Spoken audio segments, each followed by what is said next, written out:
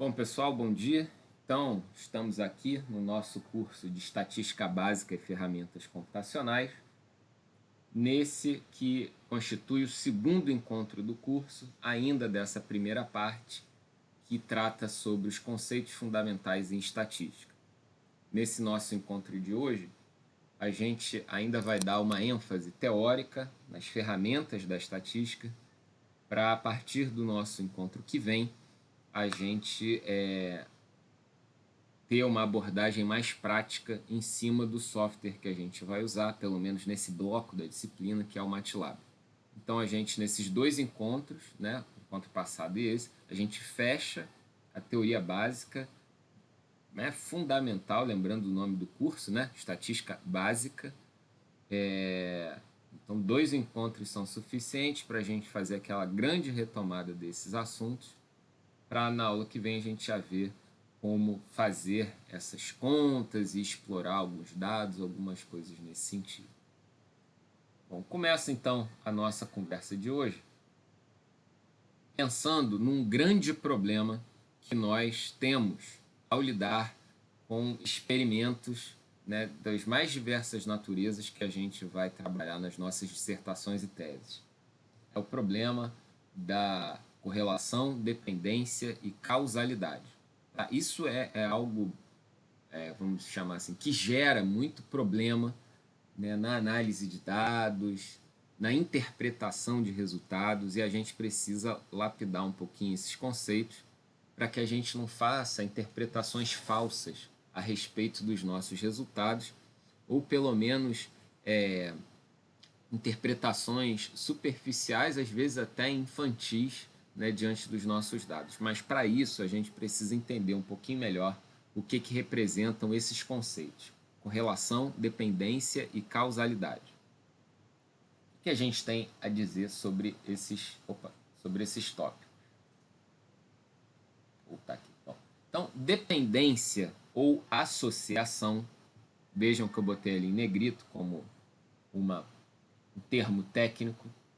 Dependência ou associação é qualquer relação estatística, causal ou não causal, entre duas variáveis. Então, quando você plota um gráfico e no eixo X é uma grandeza, no eixo Y é outra, você está, no linguajar da estatística, analisando uma dependência ou associação de variáveis, da forma mais ampla possível. Tá? Então, seria o nome, o termo, que é um termo maior, que abarca as duas categorias principais, de causalidade e não causalidade. A correlação é qualquer relação dentro de uma ampla classe de relações estatísticas que envolva a dependência entre duas variáveis. Então, a correlação é a hora da gente traduzir essas relações, né, do ponto de vista matemático. E vejam que a correlação ela está ligada à dependência, ou seja, a essa relação estatística, simplesmente, que pode ser causal ou não causal. Tá? Então, é um nome muito genérico. E talvez, né, para quem já tem alguma experiência aí na área de pesquisa, principalmente os alunos de doutorado e tal, costumam apresentar os seus resultados dizendo: não, estou buscando uma correlação, né? Bom, mas isso acaba sendo um discurso muito fraco, né? Você dizer assim: estou buscando uma correlação, né? Por exemplo, eu posso tentar buscar a correlação entre a estatura dos pais e a estatura dos filhos. Eu posso fazer um gráfico disso. Vai ser uma dependência, né, estatística ali entre essas duas variáveis. Posso buscar uma correlação entre demanda de um produto e preço. Parece ter alguma ligação intuitiva. Mas eu também posso buscar uma correlação entre número de livros publicados e jogos de futebol disputados a cada ano, por exemplo. Notem que os dois primeiros exemplos se distinguem um pouco do terceiro. Mas do ponto de vista estatístico, matemático, nós podemos buscar sim uma correlação entre o número de livros publicados e o número de jogos de futebol disputados a gente usaria nesse contexto o nome correlação corretamente. Mas o que distingue uma coisa da outra? O que faz a gente pensar, se é que faz, né, pensar que a estatura dos pais e a estatura dos filhos talvez seja uma correlação mais honesta, né, vou usar esse termo, do que a correlação entre o número de livros publicados e o número de jogos de futebol disputados. Ou também que há uma relação talvez mais transparente entre demanda e preço, né, do que a terceira relação ali de variáveis. Repito, do ponto de vista estatístico, o terceiro exemplo não apresenta problema algum, assim como os outros dois.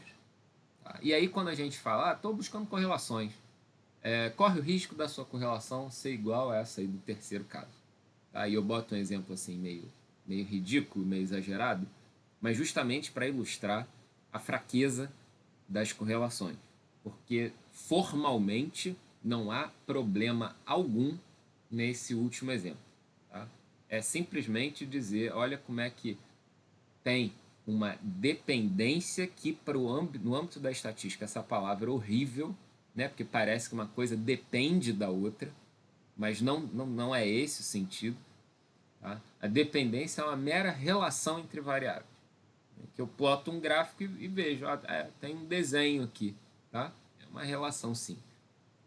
A chave, então, para os nossos trabalhos científicos, as nossas dissertações e teses, está para além de encontrar correlações.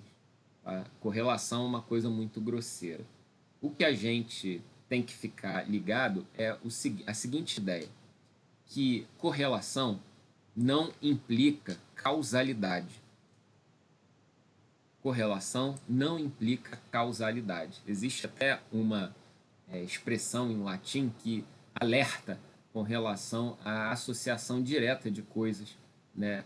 Uma correlação, logo causalidade, que é a ideia de com isso, logo por causa disso, né? Então, como se fosse assim, olha, como eu estou vendo as coisas caminhando juntos, então isso é uma consequência da outra. Não, isso não tem essa relação, óbvio, tá? Botem isso bem firme na mente de vocês. Correlação não implica causalidade. Tá? Porque existe um problema de fundo, que é o seguinte, que a causalidade ela disputa espaço com a simultaneidade. Com a simultaneidade. O que eu quero dizer com isso?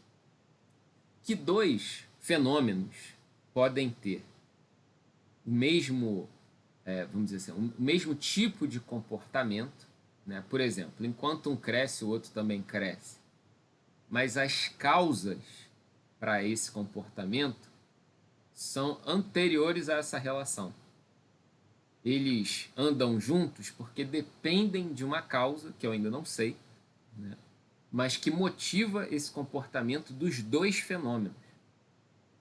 E é disso que a gente tem que ficar vacinado para não ficar simplesmente elucidando correlações nos nossos trabalhos, quando, na verdade, uma das nossas intenções enquanto desenvolvedores de ciência é buscar relações de causalidade. Tá? Então, isso que a gente tem que ficar alerta. O lance, né, desse trabalho é que as correlações elas são úteis porque indicam uma relação preditiva que pode ser explorada na prática. Tá? São o que a gente chama de modelo empírico. Esses modelos empíricos eles são interessantes, mas são grosseiros, porque acabam ilustrando quase que uma solução de engenharia para algumas coisas que a gente precisa atacar na prática, mas não tem como passar disso. Né? Aí a gente fala, olha, do que eu observo da natureza, duas variáveis estão ligadas, né, de uma determinada maneira, e essa regra serve para eu projetar alguma coisa. Bacana, para um cara que está talvez ali construindo uma casa, isso vai resolver muitos problemas dele. Mas para nós, que vamos fazer artigos científicos, vamos colocar o nosso trabalho à prova num julgamento internacional, né? Isso acaba sendo uma postura muito fraca, essa ideia de construir simplesmente essas correlações ou esses modelos empíricos, essas tentativas de predizer fenômenos baseadas em correlações. No máximo que a gente puder, a gente precisa se afastar desse comportamento para elevar os nossos trabalhos a um patamar respeitável no âmbito da comunidade acadêmica. Quando eu falo um patamar respeitável, eu quero dizer o seguinte, que ao você fazer um trabalho que simplesmente apresente correlações, os avaliadores do seu trabalho podem simplesmente dizer, olha, você só está apresentando correlações. O que você fez nada mais é do que pegar um conjunto de dados e ajustar com uma curva que você definiu previamente. Então, não tem ciência nenhuma nisso. Tá? Isso é só um tratamento de dados do ponto de vista matemático e daí você começa a inferir artificialmente um monte de comportamentos da natureza. A gente tem que tomar muito cuidado com isso porque é um risco muito grande que a gente corre. Bom, então, o que a gente precisa buscar, né, lógico, cada área tem suas limitações, são as relações de causalidade. Causalidade pressupõe consequência. O lance aqui não é óbvio de você atestar esse tipo de coisa. Tá? Quando eu botei ali o exemplo tosco ali do número de livros publicados e os jogos de futebol disputados, a gente olha assim, pô, mas não tem nada a ver. Bom, não sei. Vai que, fazendo um exemplo, continuando aqui nessa abstração, tá? Que por conta do número de livros publicados ter aumentado, dentro daqueles livros existiam livros sobre assuntos esportivos, dentre eles o futebol. E aí as pessoas começaram a ler mais sobre o assunto, se interessar mais pelo assunto, havia um clamor popular por aumento do número de jogos de futebol e esses jogos de fato aconteceram. Ora, dessa forma, parece que há uma relação de consequência entre o número de livros e o número de jogos de futebol disputados. Mas para eu construir essa relação de causalidade, de consequência, isso não é nada trivial. Na prática, a gente fica o tempo todo diante da possibilidade de construção imediata de correlações. Porém, nós, como construtores da ciência, precisamos buscar relações de causalidade, como que uma coisa leva a outra, nos livrando do problema da simultaneidade. Às vezes, dois eventos caminham juntos, mas não por uma relação de causalidade, de consequência, mas porque dependem de uma causa anterior que eu não conheço. Como cientista, a gente tem que buscar essa causa e ver que ela tem efeitos nas duas direções, para as duas grandezas. Tá? Então, pessoal, eu sei que tem gente aqui no grupo que trabalha com correlações. Esse é um recado que eu dou, um puxão de orelha que eu dou para vocês, né, para vocês não se apegarem tanto, né, a meros tratamentos de dados e buscarem causas para os fenômenos que vocês estão analisando, tá? Porque senão realmente o trabalho de vocês vai ficar numa segunda categoria. Nesse contexto, então, a gente pode pensar que a gente tem uma relação ali, né, que a gente observa no laboratório de um evento A e um evento B. Né? Um evento A que leva ali a um evento B. Pelo menos a gente está com essa intuição, né, com essa ideia observada ali no laboratório. Para ver uma relação entre esses eventos, a gente faz experimentos, a gente estabelece correlações, que são estudos preliminares, sem sombra de dúvida, a gente desenvolve modelos empíricos. Essa acaba sendo uma postura no laboratório muito trivial, muito comum, e de fato é assim que se começa o trabalho.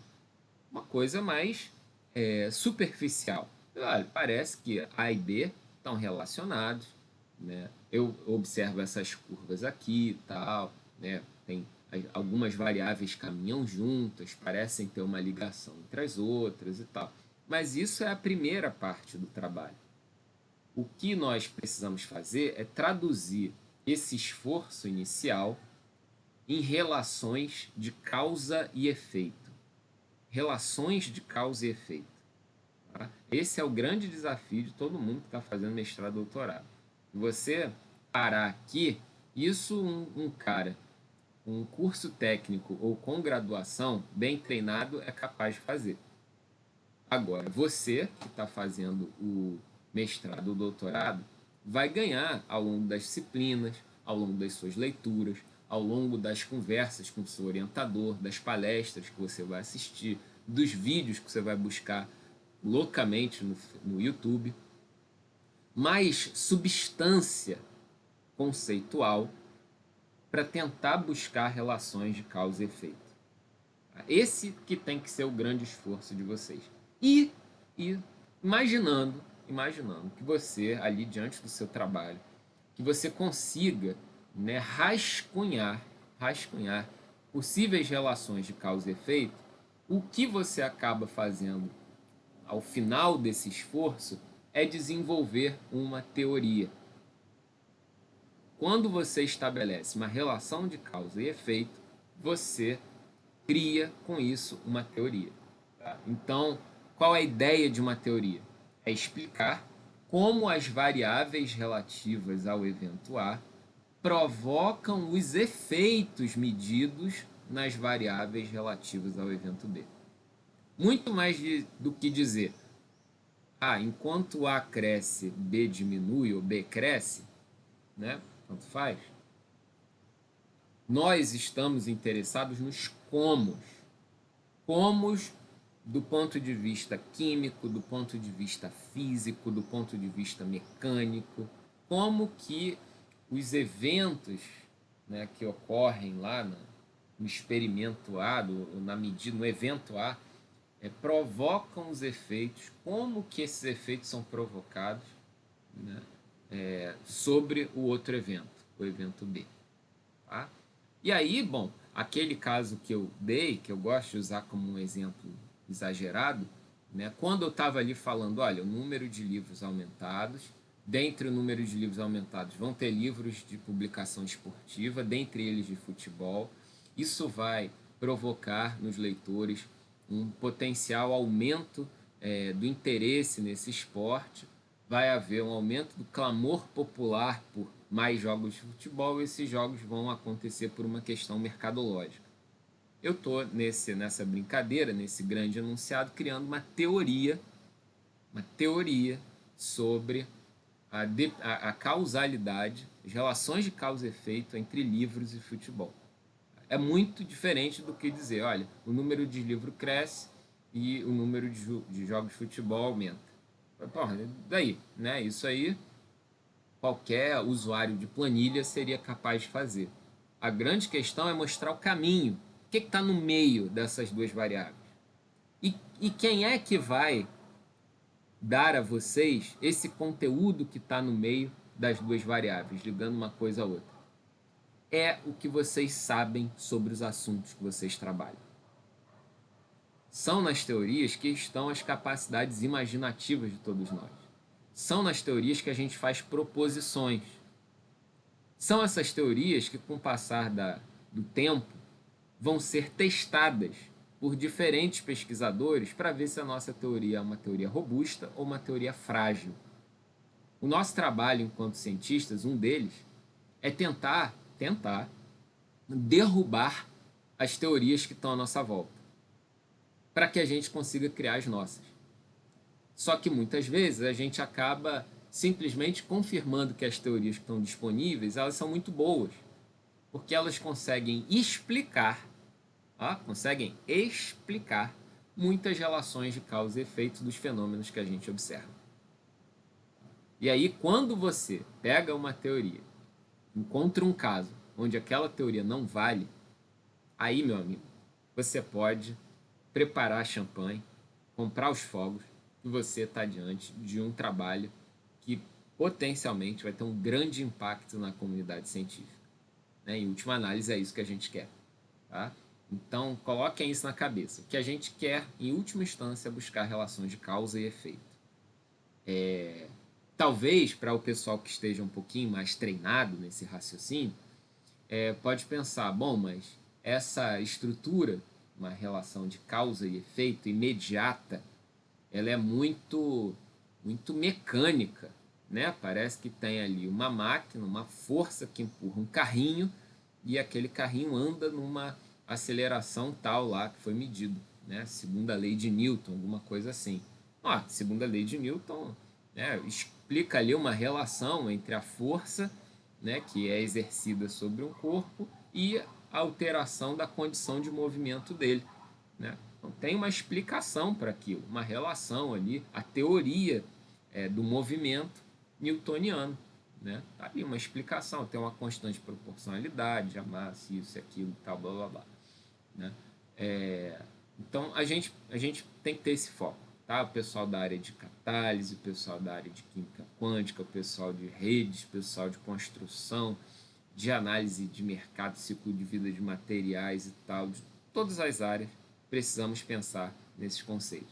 Agora, tem essas relações de causa e efeito, né? Elas patinam um pouquinho, né? Quando a gente se depara, principalmente no século XX, início do século XX, com a ideia, né, da teoria quântica, né? Porque a gente já não consegue mais, vamos chamar assim, garantir, né, essa ocorrência tão determinística dos eventos, por conta de uma, pelo menos dentro da nossa compreensão, de uma natureza probabilística dos sistemas físicos. Só que arrisco dizer que para todos vocês, inclusive os que estão trabalhando hoje com química quântica, essa natureza quântica da análise que vocês vão fazer, ela não estará presente, tá? Porque isso só vai ser razoável se vocês estiverem lidando com partículas elementares, que não é o caso de nenhum de vocês, aqui não tem ninguém da área de física de partículas. Tá? Então, eu talvez possa garantir que vocês, por mais que lidem com modelos probabilísticos, lógicas, fuzzy e o diabo que for, né, vocês vão trabalhar para buscar relações de causa e efeito. Tá? Mesmo que tenha, em última análise, alguma natureza aleatória no fenômeno que vocês estão analisando, né? Que pelo menos alguma dimensão de causa e efeito vocês possam analisar. Alguma dimensão de causa e efeito. Mesmo que seja na forma de comportamentos médios, porque vocês não dão conta de descrever completamente os fenômenos. Tá? Então, aí acaba sendo uma limitação, né? Você não dá conta de descrever com a maior rigor possível toda a complexidade da natureza, você tem que simplificar os sistemas para explicar. E aí as suas relações vão estar completas de ruídos, de erros, de oscilações, né? E as suas relações de causa e efeito vão ser baseadas em comportamentos médios, coisas desse tipo. Mas a sua explicação que vai ser a beleza do trabalho. Por que que ao aumentar uma determinada variável, a outra tem esse determinado comportamento? O trabalho de vocês reside no porquê. Por quê? Tá? Por que que as microcistinas da água têm tal efeito? Dizer que tem o efeito, primeiro que pode ser falso, tá? Pode ser uma observação simultânea. Tá? E aí, bom, se há uma relação de consequência, de causalidade, você vai ter que estudar a literatura para ver o que foi proposto em termos de relação de causa e efeito, para ver se a sua ideia está compatível com o que já foi proposto e testado, ou você vai precisar propor alguma explicação nova. Às vezes as explicações são muito simples, tá, gente? Não fala assim, teoria, né? O pessoal pensa algo na teoria da relatividade. Não, não é isso. São coisas simples, é só justificar do ponto de vista físico, químico, mecânico, né, do ponto de vista dos mecanismos envolvidos nesse sistema, como que um determinado processo conduz a outro. Né? Aí, bom, a ideia é essa. E às vezes a gente tem que arriscar, né? Às vezes a gente tem que dar um tiro assim, e no meio do caminho a gente vai testar a validade dessa teoria, pegando casos diferentes do nosso, vendo se tem consistência ou não. E a nossa teoria vai ser melhor ou pior, na medida em que ela tiver uma capacidade preditiva mais ampla. Os modelos vão ser melhores na medida que eles conseguirem abraçar mais fenômenos, mais ocorrências aí na natureza. Tá? Existe por trás dessa ideia um pano de fundo, né, que vamos dizer que é uma espécie de crença empírica, uma crença empírica que motiva o cientista a continuar seu trabalho. Né? O cientista ele tem uma crença de fundo. E que crença é essa? A regularidade da natureza. Você vai conseguir fazer essas medidas, você vai conseguir desenvolver essas relações, porque a natureza vai manter esse comportamento de forma uniforme, né? Uniforme talvez seja uma palavra ruim, mas a palavra correta é regular ao longo da sua existência. Tá? Então, por exemplo, se a gente começa a dizer aqui, olha, o Sol nasce toda manhã. Essa é uma observação que a gente faz. Essa observação, vocês não costumam contestar ela, né? Vocês, na verdade, vocês acordam esperando que o Sol nasça. Né? Ninguém acorda, pô, hoje acho que o Sol não vai nascer hoje, está com cara, né, de que o Sol não vai aparecer aí. Né? Independente das nuvens, tá? Hoje está meio nublado e tal, mas não é disso que eu estou falando. É do Sol, se a gente não tivesse as nuvens, simplesmente não aparecer no céu. Né? Não, ninguém desconfia disso. Né? A gente tem tudo, né? A gente tem experiência suficiente para dizer que o Sol vai nascer. Né? Então, a gente pode ficar bem tranquilo com relação a isso, que a gente precisa apostar nisso, nessa regularidade para continuar o nosso trabalho. Agora, é lógico que esse exemplo, né, se estende a outros casos, né, dentro do trabalho de vocês. Bom, dessa introduçãozinha, tem alguma dúvida, alguma questão que vocês queiram comentar, alguma observação que vocês lembraram, algum detalhe? Não? Paulo está sinalizando ali. Bom, só uma curiosidade, vocês me ouvem bem ou está muito baixinho? Estou ouvindo, professor. Não, tá ótimo. Tá ok. Tá ótimo, tá ótimo. Ouvindo. Tá. Não é porque aqui parecia que o sinal de áudio estava baixinho, mas beleza. Qualquer coisa reclame aí, tá? Inclusive tá bom assim, não tá nem muito alto. Ah, então tá bom. Vamos lá. Bom, então, quando a gente está pensando em correlações, vou dar um passo atrás, correlações, dar um passo atrás, porque isso é onde a gente começa os nossos trabalhos, tá? Então a gente não tem como fugir disso, a gente começa pelas correlações, mas a gente tem que buscar construir uma teoria. Tá? A gente encontra alguns modelos básicos para correlações, tá? Que são esses aqui expressos de diferentes formas. Modelos lineares, exponenciais, leis de potência, modelos logarítmicos, modelos hiperbólicos, modelos polinomiais.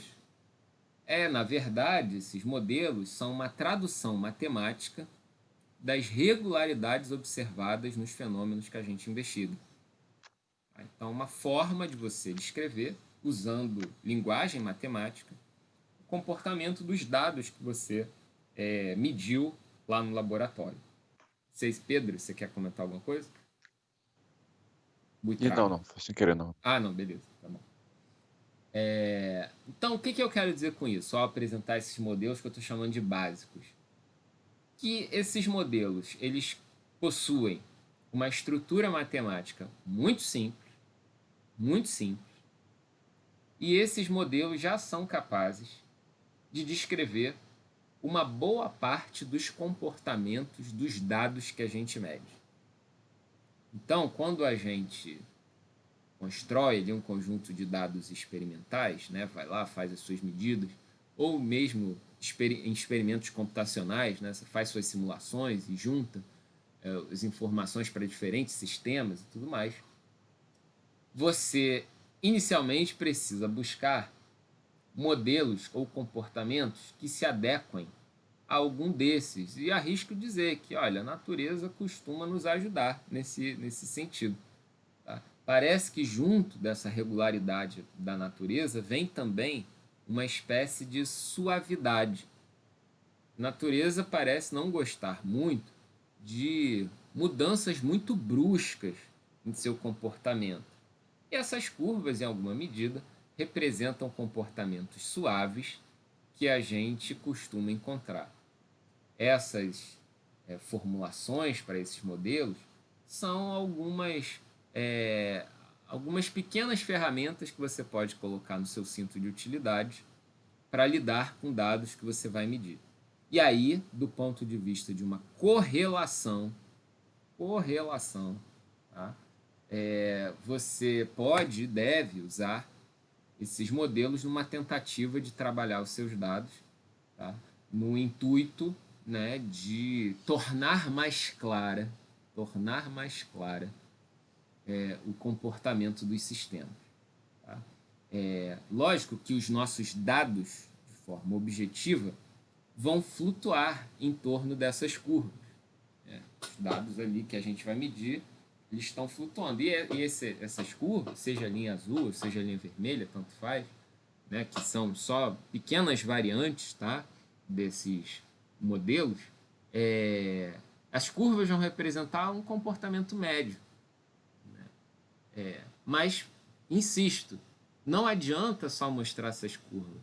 A gente tem que buscar explicações. Explicações, inclusive, para os pontos que dão certo, para onde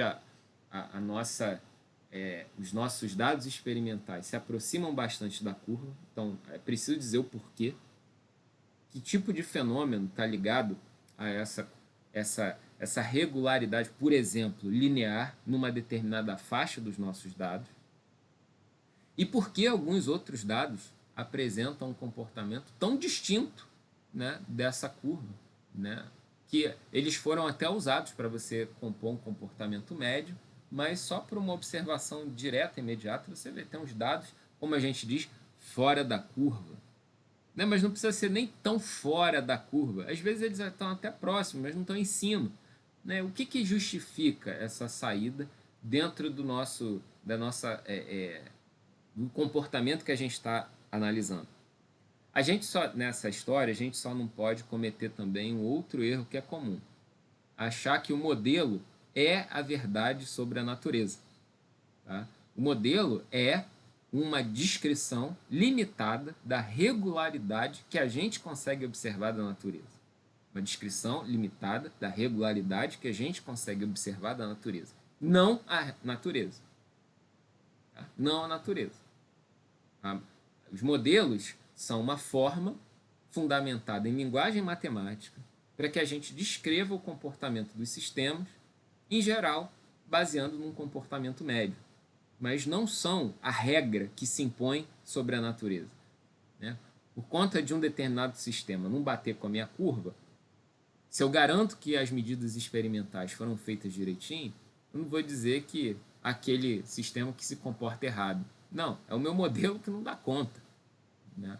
Para a gente não inverter os papéis e achar que o mundo, né, ele é constituído na sua essência, a substância do mundo são equações matemáticas. Isso é uma bobeirada.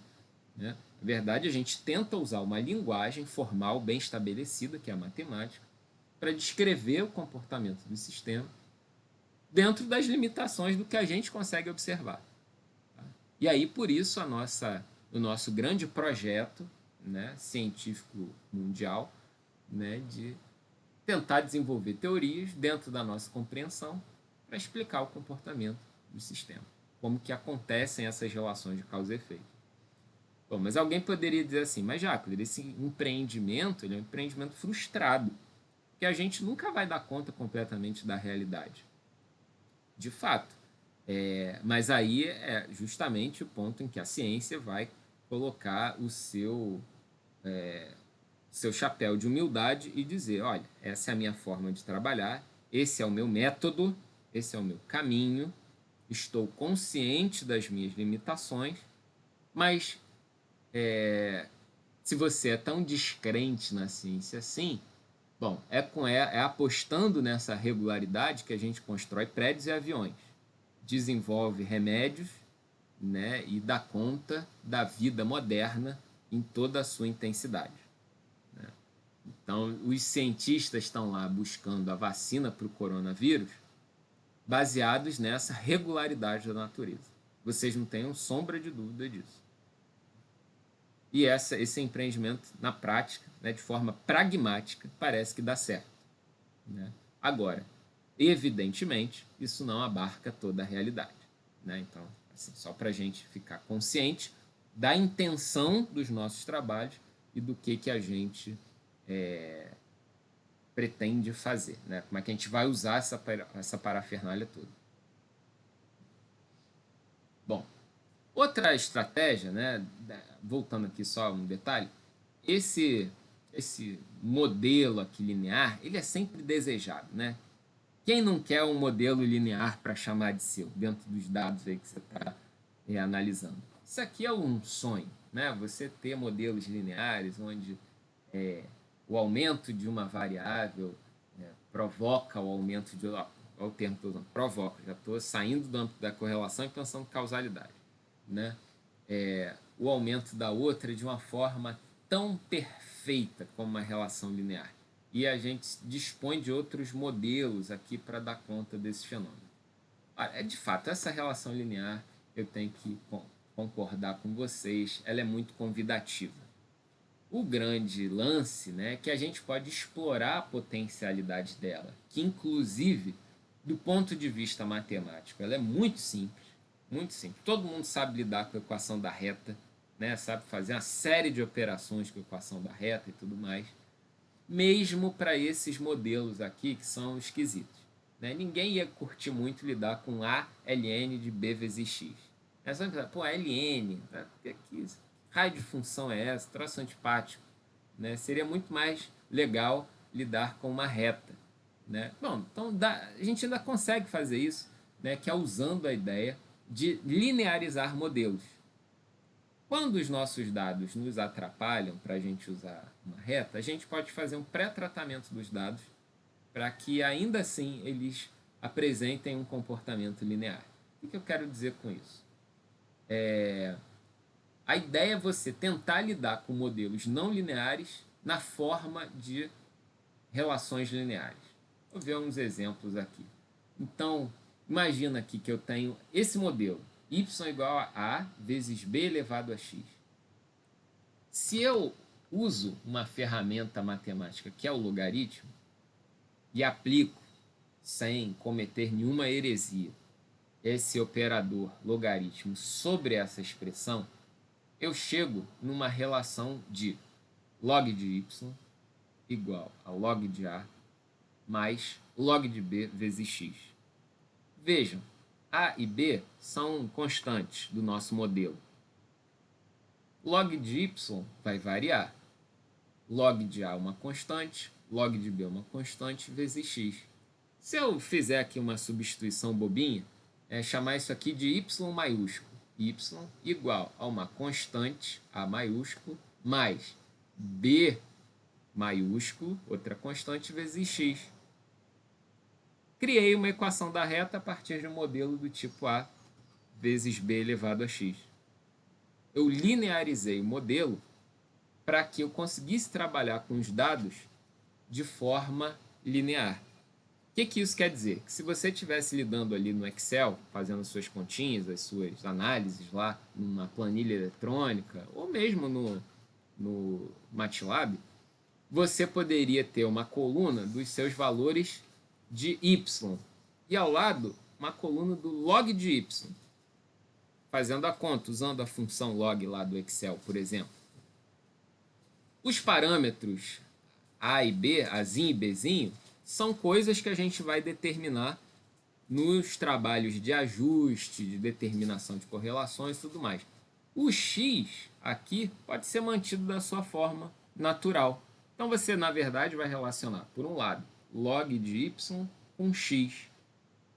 E você vai tentar buscar esses parâmetros que originalmente são traduzidos como log de A e log de B. Mas quando você usar ali, por exemplo, linha de tendência lá no Excel, né? Todo mundo usa aí linha de tendência. Aí, na verdade, o número que vai aparecer lá na linha de tendência vai ser o log de A e o log de B. Aí você precisa fazer a conta ao contrário para chamar quem é, para encontrar quem é A e quem é B desse modelo aqui original. A mesma coisa para A vezes x elevado a b, para uma função hiperbólica do tipo y igual a 1 sobre A mais bx. Né? Quantas possibilidades de análise linear nós temos, mesmo em modelos não lineares? Então, rola uma espécie de olho de águia para a gente perceber como fazer algumas linearizações convenientes para os problemas que a gente está analisando. Tá? Essas três aqui, tá, eu já botei mal intencionado, porque elas vão servir para vocês uma boa parte dos fenômenos que vocês vão observar. Tá? Então, bota elas também no cinto de utilidade, porque eventualmente você pode buscar alguns ajustes usando todas as facilidades da construção de uma correlação linear, mesmo para modelos não lineares. Então a gente vai chamar isso de linearização. Só para ilustrar para vocês, eu boto aqui a curva que representa o comportamento dessa função hiperbólica, né? A curva tem esse padrão. Mas quando eu linearizo dessa forma, relacionando 1 sobre y com x, olha o comportamento que aparece.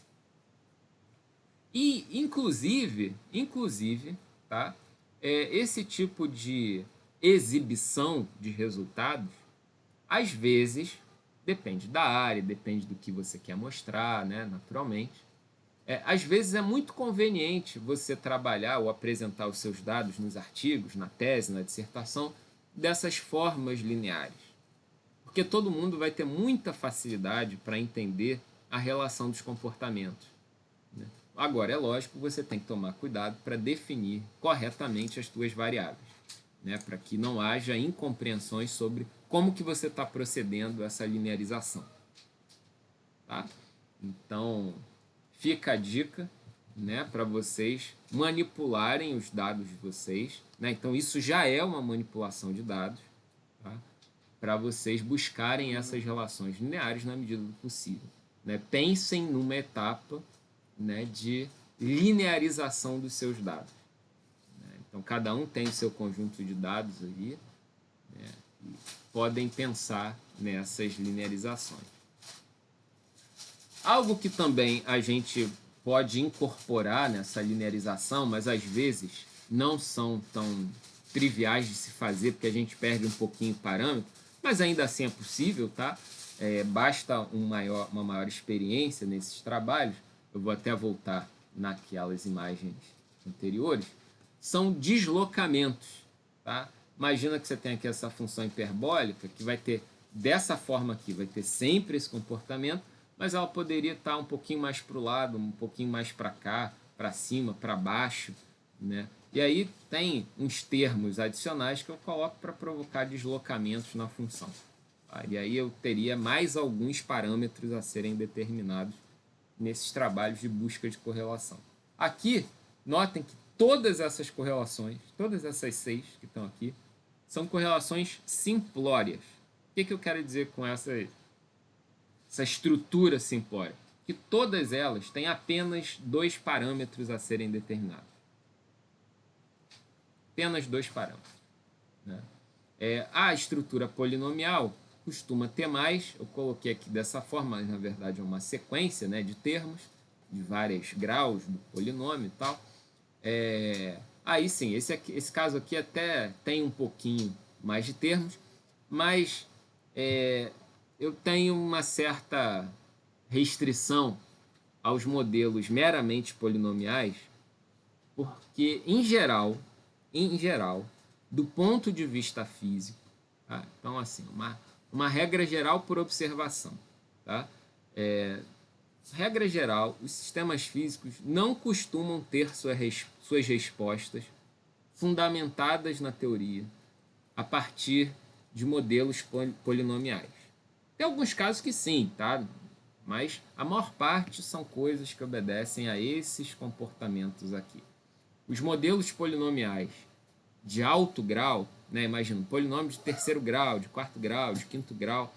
Quem já brincou um pouquinho no Excel deve lembrar que quando eu começo a aumentar demais o grau do polinômio ali na linha de tendência, começam a aparecer uma série de flutuações muito intensas, né? O gráfico sobe, desce, para tentar passar pelo máximo de pontos possível ali. E essas oscilações, elas não têm, na maior parte das vezes, o menor sentido físico. Não tem como justificar, do ponto de vista físico, ou químico, ou biológico, ou mecânico, as oscilações provocadas pelo comportamento das funções polinomiais. Tá? Porque são coisas que sobem e descem muito rápido, né? E aí não explicam essa suavidade do comportamento que a gente observa na natureza. Tá? Então, fiquem sempre com o pé atrás quando vocês precisarem rogar a modelos polinomiais. Dentre as correlações, elas são as mais frágeis possíveis. Desconfiem que vocês podem fazer algo melhor usando variantes desses outros modelos. Tá? Fujam dos polinômios. Eles são muito versáteis, mas são muito limitados para descrever a natureza. Tá? Então, fica esse alerta. Bom, dentre os métodos que a gente usa para desenvolver correlações e buscar, né, essas relações entre variáveis nos nossos conjuntos de dados, um dos métodos que vai ser um dos mais usados para esse tipo de trabalho é o método dos mínimos quadrados. Tá? Qual a ideia desse método? Antes de qualquer conta, a gente precisa compreender a intenção desse método de construção de correlações. A ideia é encontrar a curva que leva ao melhor ajuste dos dados. Essa é a ideia geral. Mas aí você pode me perguntar, vem cá, quando a gente fala melhor ajuste, qual o critério para dizer o que é melhor e o que é pior? Né? Então, se a gente tem uma espécie de análise de valor, né, melhor, né, a gente entra no mérito de valorar a qualidade desse ajuste, qual vai ser a minha referência? Ou baseado em que eu vou dizer se é melhor ou se é pior? Bom, vamos pensar nesse problema. Imagina que eu tenho aqui essa curva e N pontos que vão ser ajustados, né, por essa possível curva para descrever o comportamento. Então, tenho pares aqui, né, de pontos x, y, o endereço, né, no plano cartesiano lá, x, y, né, é o endereço de cada ponto. x1, y1, x2, y2, xn, yn. Tá? É o endereço de cada ponto. Bom, todos esses pontos apresentam desvios em relação à curva. Apresentam desvios em relação à curva. Tá? Então, aqui você tem desvio desse ponto 1, desvio desse ponto 2, desvio desse ponto I, desse ponto J, o desvio desse ponto M. Né? São as distâncias, basicamente, desses pontos, a curva que você vai usar para construir uma correlação. A ideia desse método dos mínimos quadrados é buscar essa função que promove um menor valor para a soma dos quadrados dos desvios. Por isso, o método dos mínimos quadrados. Então, você vai fazer um tratamento matemático desses dados para que a soma dos quadrados de todas essas distâncias seja a menor possível. Esse método é bem interessante, porque é uma medida. Eu poderia fazer o método dos mínimos erros. poderia fazer o método dos mínimos, dos mínimas potências terceiras. Eu poderia criar o método que eu quisesse, o método das mínimas raízes quadradas, né? Poderia fazer isso. Agora, qual a finalidade prática disso? Se isso tem razoabilidade estatística, se isso vai ajudar a gente a analisar os nossos dados ou não, se isso vai provocar efeitos melhores ou piores, isso é outro problema, tá? E só de olhar aqui, se você é maldoso, você pode estar vendo o seguinte: eu marquei aqui como D1, D2, DI, DJ, DM. Fala, olha só, o Jacler, não me engana não. Isso que você está chamando aqui de D1, D2, né? Isso não são distâncias dos pontos à curva não, tá? Porque a distância, por exemplo, desse ponto aqui, 2 até a curva, é uma medida ortogonal aqui, ela é perpendicular à curva, não é esse comprimento de reta aqui que você está mostrando não, tá? A distância desse ponto à curva é essa distância aqui, ó. Não é esse tamanho aqui que você está mostrando pontilhado, não. Meus camaradas, se vocês pensaram isso, vocês me pegaram. Mas eu dou o pedal a Robinho em vocês, tá? Esse método que eu estou apresentando aqui, pensando nessas medidas de fato da distância do ponto à curva, é um outro método chamado de método dos mínimos quadrados ortogonal, tá? Que é mais um dos métodos possíveis para você determinar correlações. Existe, nesse método dos mínimos quadrados, uma hipótese de fundo. Pô, mas pera lá, o Jacler, a gente usa isso à torta e direita. Quem nunca usou o método dos mínimos quadrados para ajustar a curva? Meus camaradas, isso é o que os livros de estatística não dizem, né? Que às vezes nem nas notas de rodapé está escrito. O método dos mínimos quadrados, ele está associado a uma medida precisa, correta e absoluta da variável x. Você só admite erro na variável y. E por isso você tem a medida dos erros baseada apenas nessas distâncias. Se você sabe que nas suas medidas até a variável x tem a possibilidade de estar errada, né, ter as flutuações de medida e tudo mais, o método dos mínimos quadrados ele não vai ser adequado, não. Tá? O ideal é você usar o método dos mínimos quadrados linear. Desculpa, ortogonal. Esse outro que eu estava mencionando. Tá? Então, assim, nossa, mas era só para usar o método dos mínimos quadrados. Pois é, mas a gente tem que ficar atento a que esse método se presta. Ele é muito simples, muito fácil de se implementar. A maior parte das ferramentas matemáticas tem ferramentas imediatas para gerar a resposta para vocês baseada no método dos mínimos quadrados. Só que ele não é a chave mestra de todas as portas. Tá? Ele é só mais uma chave para uma determinada porta. A gente precisa ficar ligado nisso. Tá? Então, se a variável x, né, do seu problema, da sua análise, ela apresenta flutuações, ela apresenta a possibilidade de também estar medida errada, o método dos mínimos quadrados, como esse aí, baseado nessa alturinha que a gente tem aqui, que é o que está implementado na maior parte dos softwares de ajuste matemático, desde o Excel, MATLAB e tudo mais, ele não vai ser o mais adequado.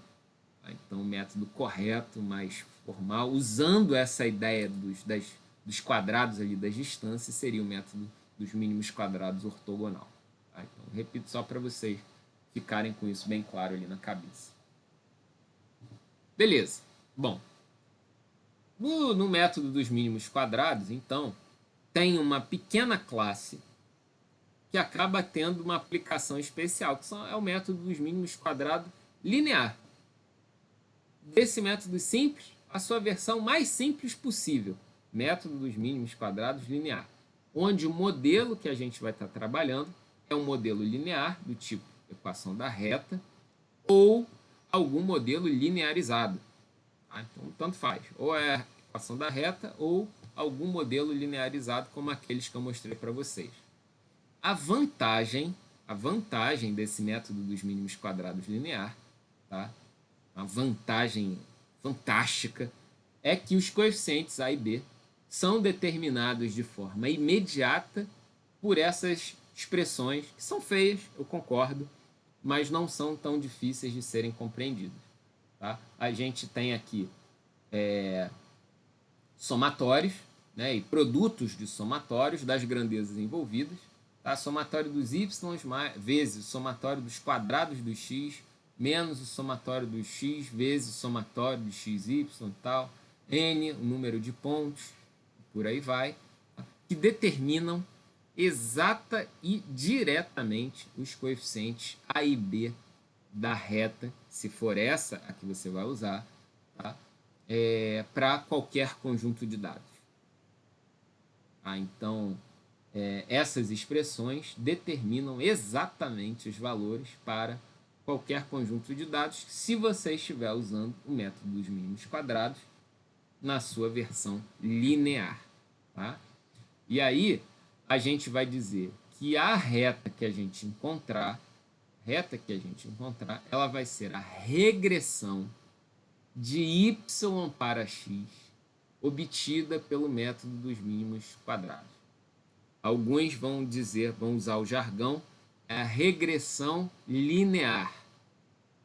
Das duas uma, você diz que a reta é uma regressão ou diz que você construiu uma regressão linear para as variáveis que você está avaliando. Tá? E aí, como é que você construiu a regressão? Usando o método dos mínimos quadrados. Isso você precisa dizer no seu trabalho. Você vai mostrar lá a tua curva, né? A sua correlação, eventualmente, né? Para justificar na discussão e tudo mais a teoria que você está querendo apresentar. Você vai mostrar lá a ligação entre as duas variáveis. E aí você precisa dizer, olha, passei uma curva aqui no meio. Essa curva, ela foi obtida usando o método dos mínimos quadrados, linear, isso e aquilo e tal. Se você usar a ideia assim de, usei a linha de tendência do Excel, é levantar a bola para tomar uma cortada na cara desnecessária, entendeu?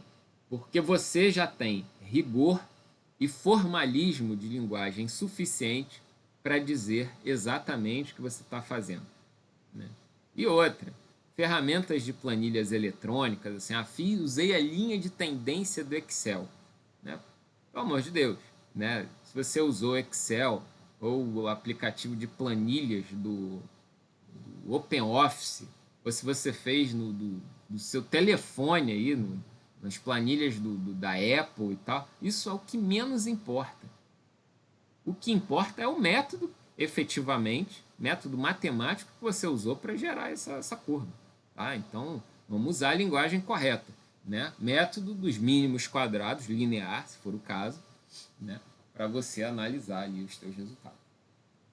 Naturalmente, existem outros métodos além desse, tá? Mas eu garanto a vocês que o uso consciente, o uso maduro dessa estrutura resolve uma infinidade de problemas. Arrisco dizer, das coisas que eu já vi na vida, né? Nem aquele quadro lá que eu vi da vida, né? Resolve uns 95% dos problemas que vocês vão enfrentar nas teses e dissertações de vocês.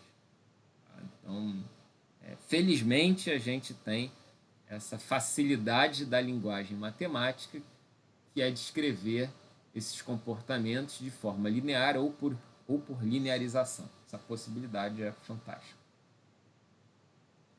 Tem uma outra abordagem que eu mostro aqui, é um pouquinho feia, né, mas que usa a mesma intenção de você determinar os parâmetros A e B do teu ajuste, tá, na forma de um sistema de equações a resolver. O pessoal que é mais da engenharia adora essas coisas. Tá? Então, se você não gosta de fórmulas, se você gosta de uma coisa mais hardcore, né, o sistema que resolve o problema dos métodos dos mínimos quadrados linear envolve a solução desse sistema, tá? E aí você resolve o sistema e vive feliz. Porque aí você pode pensar também, bom, já que é assim, já que a brincadeira é resolver um sistema, eu posso fazer um método dos mínimos quadrados não linear. Vamos pensar numa parábola, por exemplo, né? Vamos imaginar, né?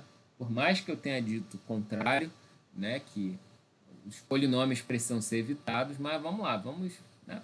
Só para fins de exercício de compreensão, que a gente queira trabalhar com métodos mínimos quadrados não linear. Por que ele é não linear? Porque eu não tenho uma equação da reta. Eu tenho uma equação de algo que não é uma reta, nem de forma linearizada. É um polinômio de segundo grau, né? Isso aqui não seria linearizável. Tá? Como é que eu determinaria aqui os coeficientes A, B e C? Para fazer isso, você vai ter que resolver esse sistema aqui. Tá? Perceba que o sistema ele tem uma estrutura, um tanto quanto lógica, né? De somatórios de potências das variáveis analisadas. Né? Parece que tem uma sequenciazinha interessante aqui que está sendo respeitada. Então você está me dando uma dica de ouro, né? Porque se é assim, se o método funciona dentro dessa estrutura, que a gente está meio que compreendendo assim, como se fosse uma regra geral, uma regra de construção, eu poderia trabalhar com um polinômio de terceiro grau, de quarto grau, de quinto grau. Pois é, então. Resolver o problema com polinômios é muito simples. Por isso todo mundo acaba ficando um pouco tentado a lidar com esses polinômios. Porque a estrutura também é simples. Né? Você vai ter que resolver esse sisteminha sem grandes esforços. Os programas aí que envolvem tratamento de dados faz isso aí. Né? Resolver sistema é sempre uma tarefa muito, muito beabá para esses códigos computacionais. Tá? Então é isso. Mas a estrutura, né, a ideia básica está ali. Método dos mínimos quadrados não linear. Que no caso, usando a parábola como referência, mas inclusive poderiam ser usadas outras funções. Tá? A gente poderia usar explicitamente uma função exponencial e usar o método dos mínimos quadrados não linear, né, sem fazer linearização. Seria o melhor dos mundos. Eu garanto a vocês que seria o melhor dos mundos, porque no procedimento de linearização, eu perco um pouco a escala dos valores, em termos até de precisão numérica. Né? Imagina que eu estou lidando ali com o número 1000. 1000 é o número. Aí eu falo log na base 10 de 1000. Resultado dessa conta, 3. Bom, então, o que antes, né, pensando assim, só no número, tá, sem casas decimais. Antes eu tinha 4 algarismos ali com algum valor importante, era 1, 0, 0, 0. Agora eu tenho um algarismo só. Então, esse problema até de representação numérica acaba gerando erros no processo de linearização. Tá? Não são coisas muito graves, tá? Mas existe. Então, para vocês não morrerem por não terem sido avisados, fica o aviso. Vocês não precisam perder o sono por conta disso, a linearização vai ser muito útil. Se com o método dos mínimos quadrados linear, na sua forma natural, você resolveria já 95% dos problemas, linearizando você chega a 99%. Tá? Então, é muito útil. Tá. Bom, nesse contexto, então, a gente precisa fazer uma avaliação quantitativa da nossa correlação. Não adianta você dizer o que acaba sendo muito comum. Olha, a gente vê aí do gráfico que o modelo ajusta bem os dados experimentais. Ajusta bem. Eu vou dizer ajusta mal. Outro vai dizer ajusta mais ou menos. Aí vai ficar nisso, né? Opinião. Ajusta bem, ajusta mal, ajusta mais ou menos. Vem cá, dá para ser mais... Aí reforça a palavra. Objetivo na linguagem? Dá para ser mais direto no que você quer dizer? Ajusta bem ou ajusta mal? Quanto? É isso que a gente quer trabalhar quando a gente está falando em análise, avaliação quantitativa da correlação. Tá? Nós, por estarmos usando a linguagem matemática como uma linguagem universal para descrever essas regularidades observadas na natureza, a gente feliz ou infelizmente, sei lá, vai precisar dos números como nossos auxiliares para dar ao nosso discurso a maior objetividade possível. Tá? Então, essa análise meramente qualitativa, bem, mal, mais ou menos, ela não serve muito aos interesses da ciência.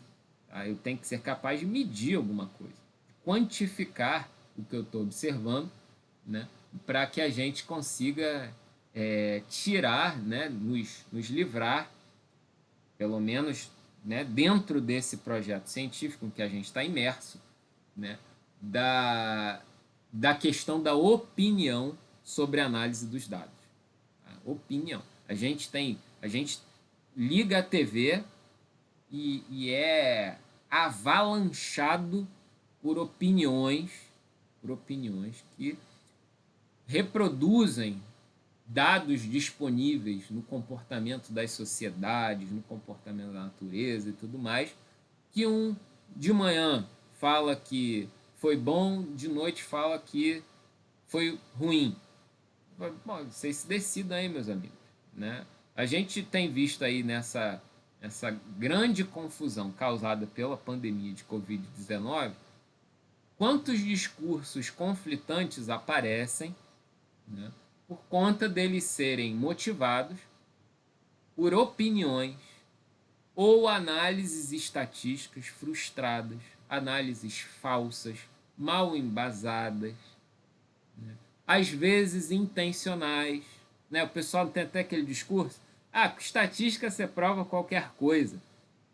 Não, não é isso. Com as fórmulas da estatística você prova qualquer coisa. Agora, a estatística usada de forma consciente e responsável, você não prova qualquer coisa, não. Você vai ter que se justificar, vai ter que interpretar aquilo e deixar bem claro para quem vai ler a tua análise o que você está fazendo.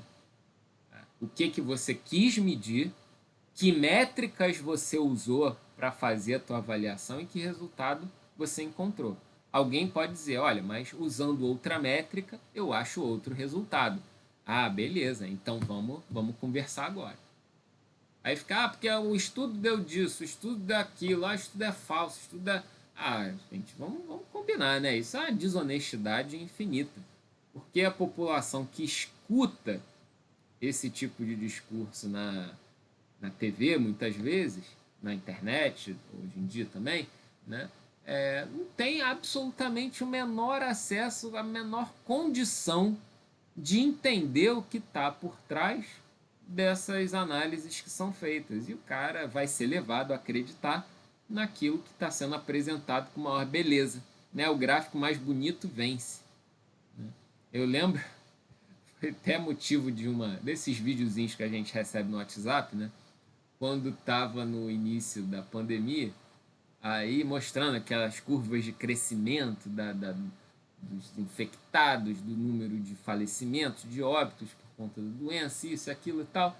Aí a jornalista, era um jornal estadual e tal, não lembro de onde, aí mostrando um gráfico lá da evolução da doença, ela disse o seguinte: olha, nessa semana, o número de óbitos aumentou em 1 palmo. Aí ela bota a mão assim na tela e mostra, a medida dela era 1 palmo, né? Eu falei: vem cá, desde quando, né, número de óbitos se mede em palmos, né? Mas foi isso que ela usou, e ela querendo mostrar: nossa, aumentou muito. Ela falou: aumentou 1 palmo, né, ali naquela semana. Eu falei: tá de brincadeira, né?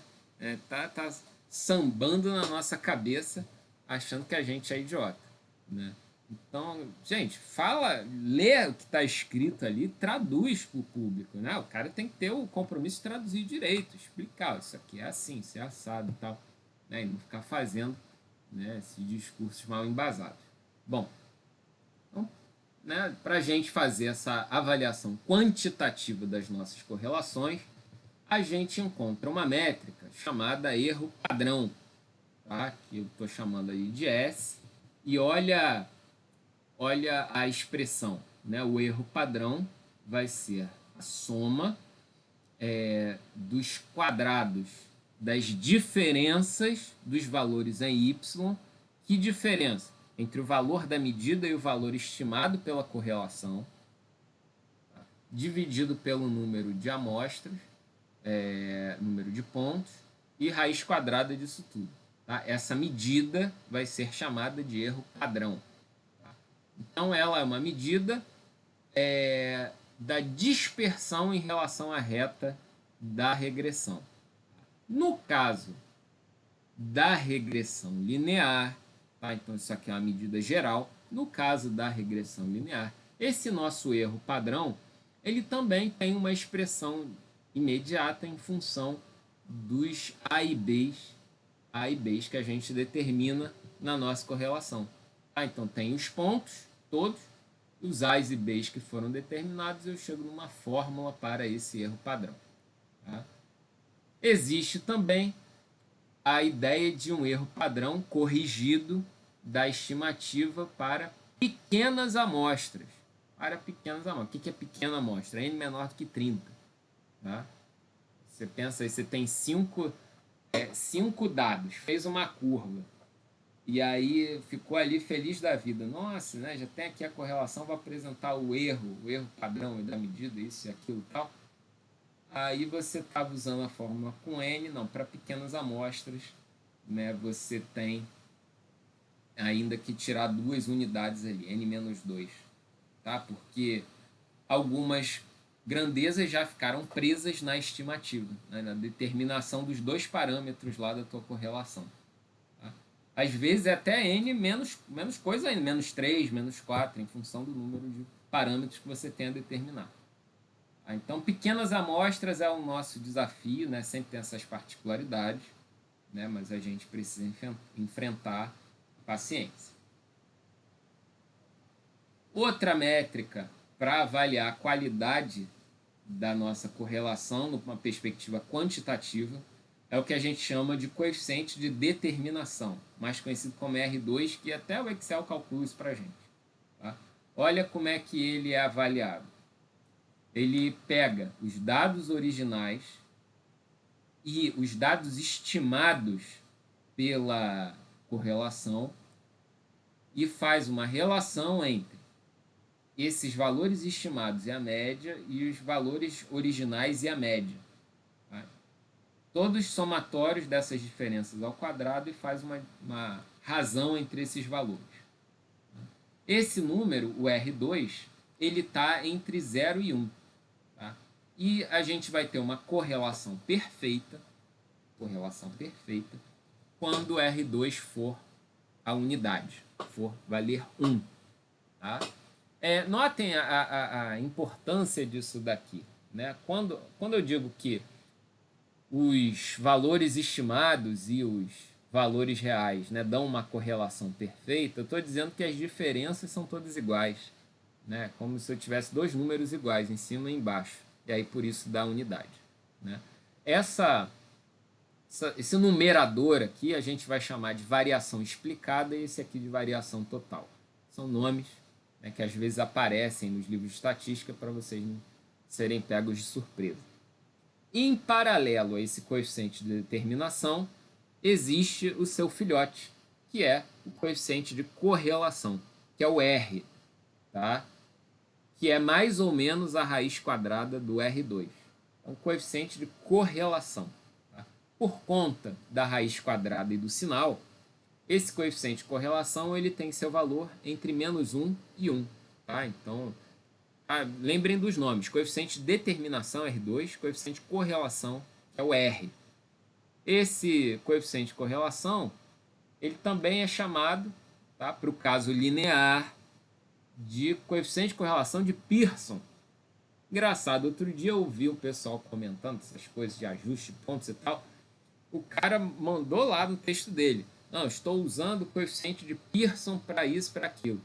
Eu falava: vem cá, você sabe que correlação de Pearson é essa? Porque no caso do trabalho lá da pessoa, tudo girava em torno dessa correlação de Pearson. Ele estava fazendo um grande trabalho de análise dessas correlações e tal, tentando encontrar algumas justificativas, algumas causalidades. Eu falei, vem cá, porque se você... Eu falei pro cara, né? Se você trocasse essa medida da qualidade das suas correlações, os teus resultados iam mudar completamente. Você ficou, em última análise, refém da escolha que você fez, da métrica da qualidade dessas correlações. Você fez uma escolha, não usou nada além para comparar, e disse que tudo se resolve com essa medida que você propôs. Você nem chegou ao ponto de dizer que existem outras formas de avaliar essa qualidade.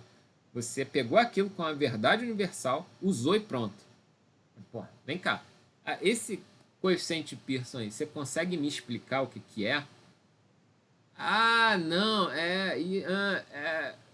Aí começou, gaguejou, né?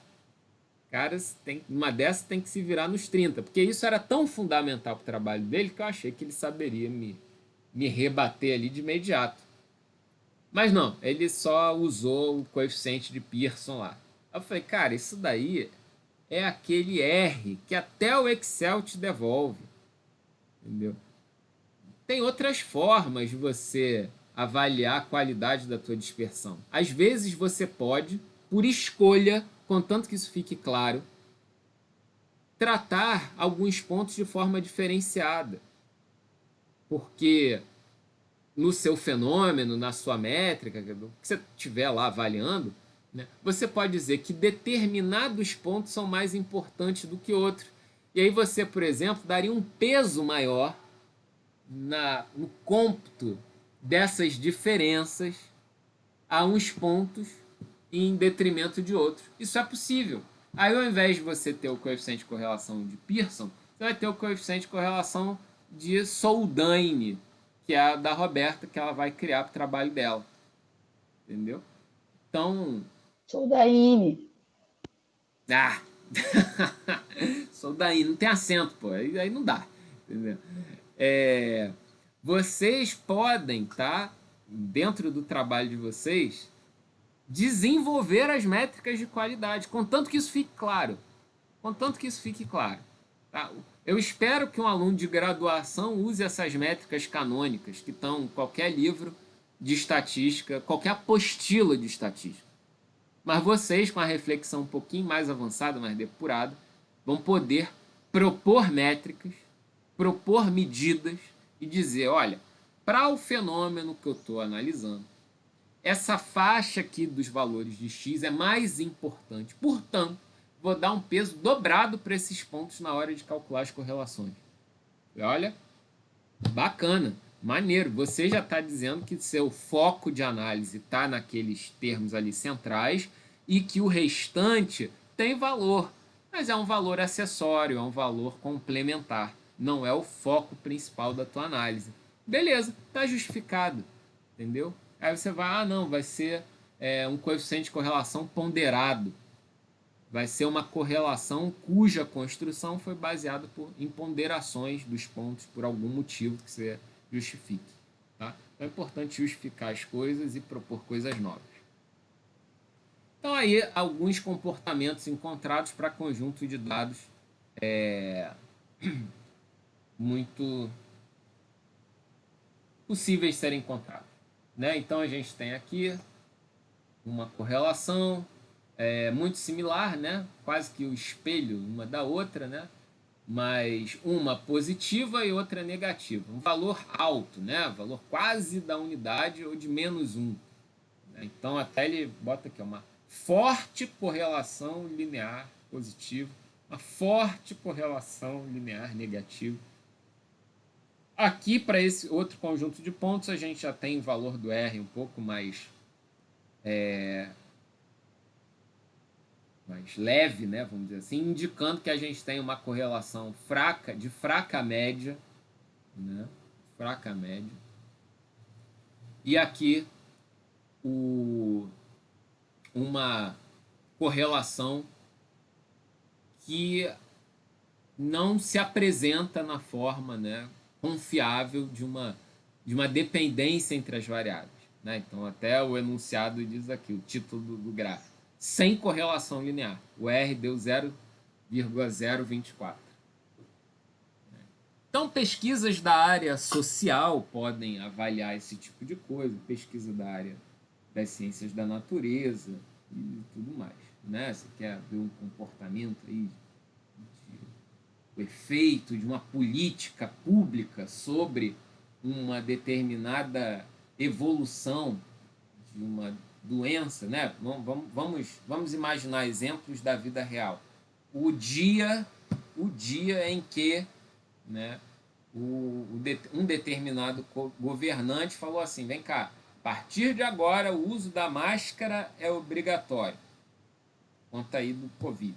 Aí as pessoas gradualmente passaram a usar, né, a máscara, foi aumentando o número de usuários de máscara em função ali do tempo, né?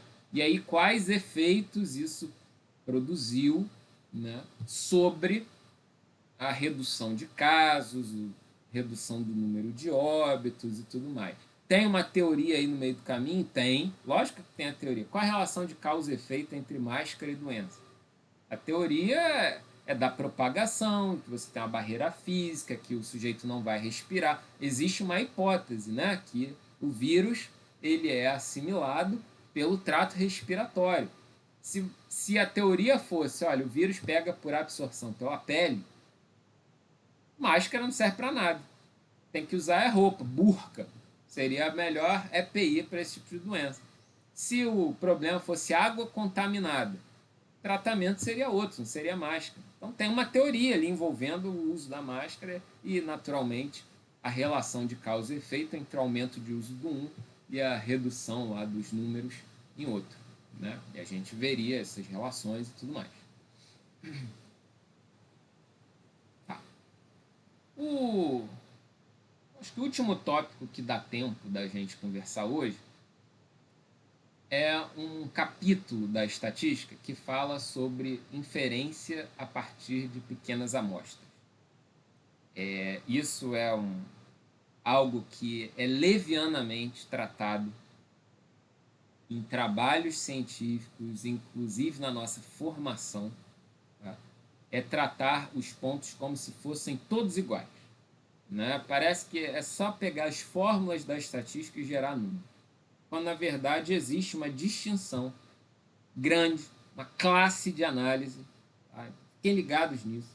Quando a gente está lidando com pequenas amostras em comparação quando a gente está lidando com grandes amostras. Aí, beleza. O que é grande e o que é pequeno? Né?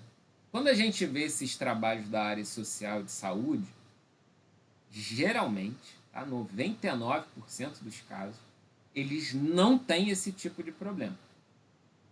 Porque para eles é fácil demais ser grande amostra. Você faz uma pesquisa aí de boca de urna, né, para ver o candidato que vai ser votado, isso e aquilo e tal.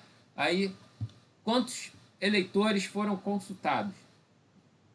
20 mil eleitores. Caramba, 20 mil, né, pessoas foram perguntadas ali. Né? Gente a dar com pau. Beleza, 20 mil é um número, né? Alguém pode dizer, cara, 20 mil é pequeno. No âmbito da estatística, 20 mil é pequeno. O que é um bom número, então? Tá, então a gente precisa definir essa estrutura, né? O que é pequena amostra, para a gente fazer os trabalhos direito. Pequena amostra é N menor do que 30. Tá? Então, 30 é a nossa referência.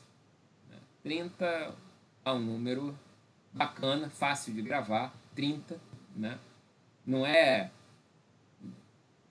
37, é 30, né? 30. Todo mundo aqui meio que tem 30. Ou já teve 30 ou vai ter 30. Então 30 é um número fácil de lembrar, né? E aí, dentro dessa ideia, qual o problema que se coloca diante de nós?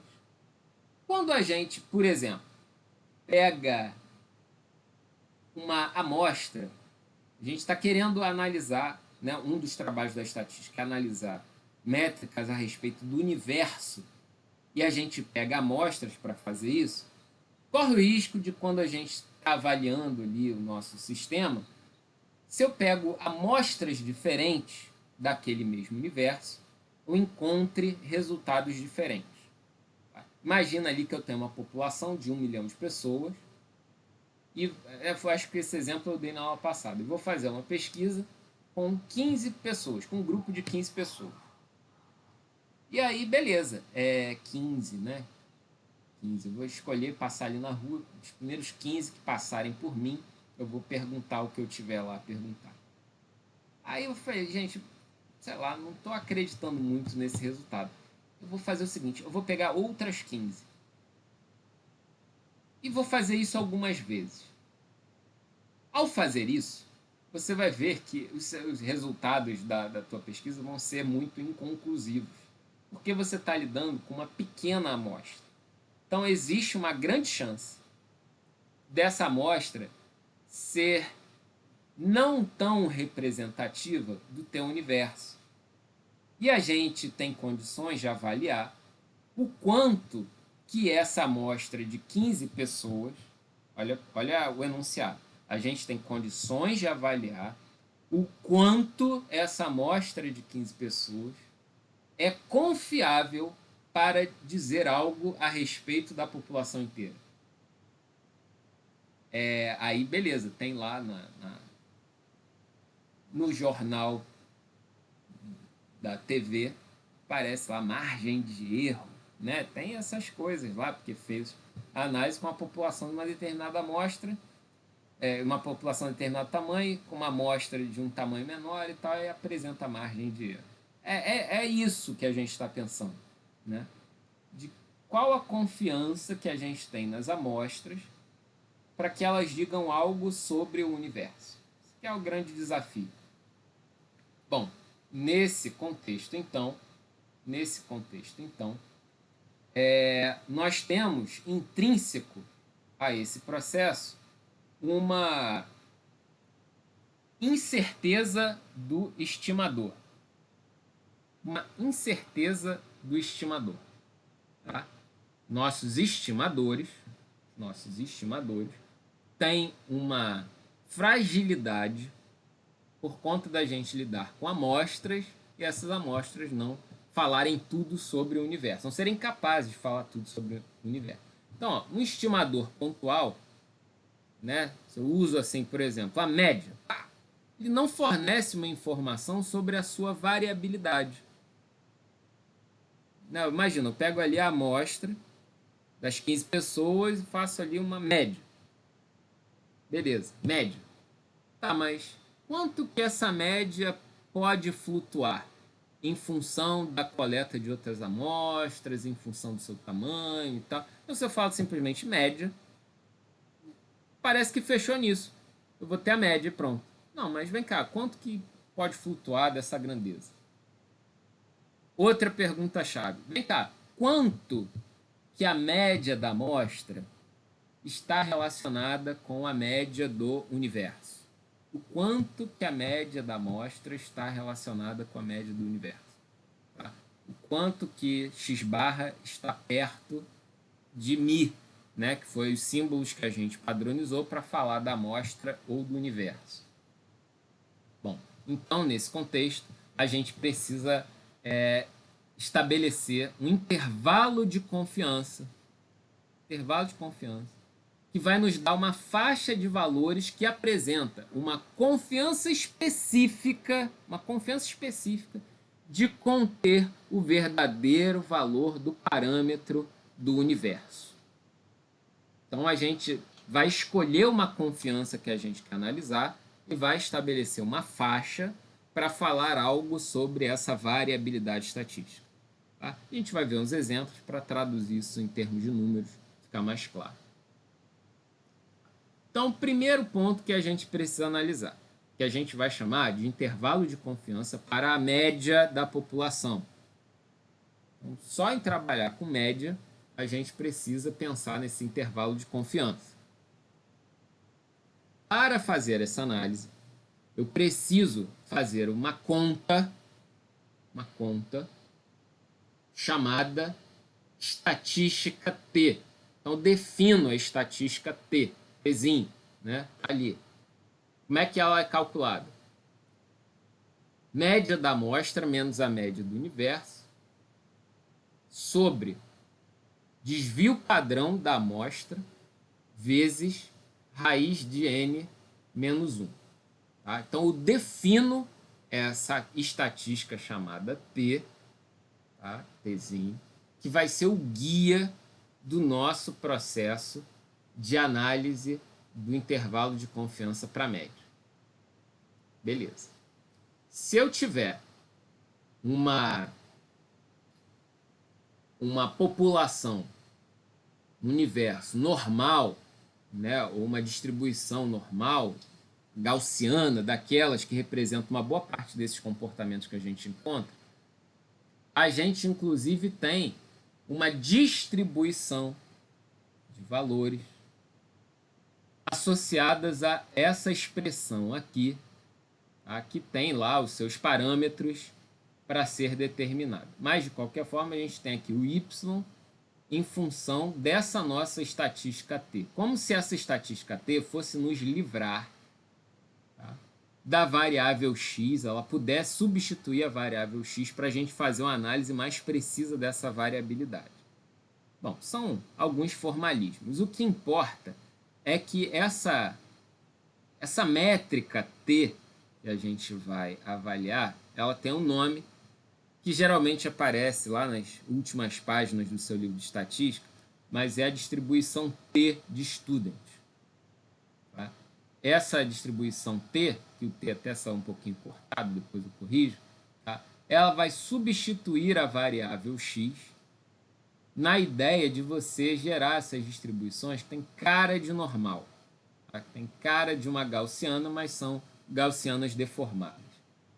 Então, aqui a gente tem a curva A, que é a curva normal padrão, e outras, né, que vão parecendo com essa normal, mas tendem a normal, conforme eu vou aumentando o valor do n aqui. Tendem ao comportamento normal. Tá?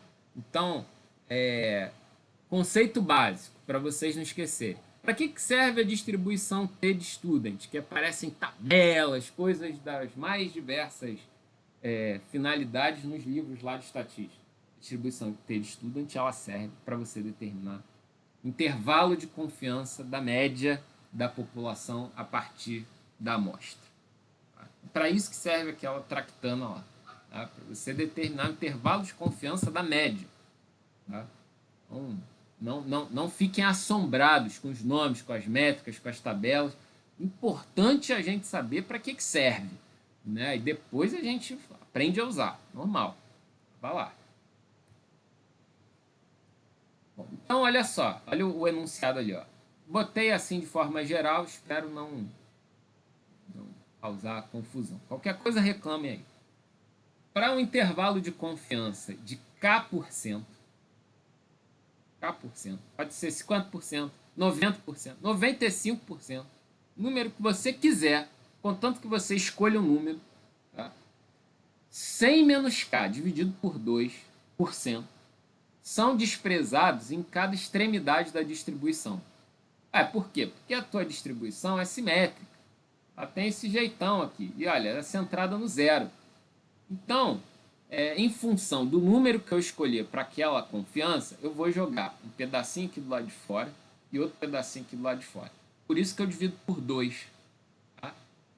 Então, vamos supor que eu escolhi aqui um intervalo de confiança de 99%. Cara, ali é chato, né? Como o pessoal mais antigo diz, rosca fina, 99%. Ok. Então, a gente vai ter 100 menos 99, dá 1, dividido por 2, dá meio. 0,5% são desprezados em cada extremidade da distribuição. Então, essa é a ideia. Então, olha só, né? Só para reforçar a ideia. 95% intervalo de confiança, 2,5% desprezado em cada extremidade. 99%, meio desprezado em cada extremidade. 90%, 5% desprezado em cada extremidade. Ok. Já entendemos, pelo menos, como é a sintaxe de construção de discurso a respeito de intervalo de confiança. Em consequência, olha como é que aparecem as notações. Feio, mas vamos lá, vamos entender. Olha o que a gente tem aqui. O que era 95% de confiança, a gente vai representar como T 0,975 dos dois lados e dizer que aquela nossa métrica T, que a gente definiu lá, está dentro desse intervalo. Ó, 95 vai virar 0,975. Por que 0,975? Porque está associado aqui ao 2,5. Tá? Então a gente tem que olhar mais isso aqui para pensar nisso daqui. Tá? Tem um joguinho meio chato, às vezes engana, confunde, mas só de ver isso com mais clareza uma vez já ajuda bastante. Então, ó, 0,975. Eu já tenho que pensar, bom, isso é 2,5 desprezado em cada lado. Eu estou falando do intervalo de confiança de 95%. Olha os outros. 99% de intervalo de confiança. Ó, o T vai ser o 0,995. Tem 0,5% jogado fora de cada lado. 0,5% dos dois lados dá 1, 99%. Olha os 5% aqui. 0,95. 0,95. 5% desprezado de cada lado aponta para 90% do intervalo de confiança. Então, você pode pensar o seguinte, para facilitar a tua vida, se você ainda está com dúvida. Que esse número aqui que aparece no índice aqui, subscrito, tá? Ele é 1 menos o desprezo em cada lado, representado não só na forma de porcentagem, mas em números decimais. Né? Então, o que é 5%? 0,05. 1 menos 0,05 dá 0,95. Aqui, ó, 0,95. O que é 2,5%? 2,5% é 0,025. 1 menos 0,025 dá 0,975. Então, 2,5 está associado a esse número. Só que isso está ligado a 95, 99, 90% do intervalo de confiança. Beleza. Se foi compreendido, podemos pegar essa relação aqui, que é geral, fazer umas matemáticas com ela. Vamos em frente. O que eu fiz? Eu peguei aquele nossa média, joguei para os dois lados e também a questão do fator ali que multiplicava, multipliquei ali os dois lados também. Tá? Então, cheguei nessas expressões. Olha que interessante. Cheguei numa relação que me dá um intervalo de confiança para o universo em função de medidas exclusivamente tomadas da amostra, para um intervalo de confiança definido. A mesma coisa para os outros. Tá?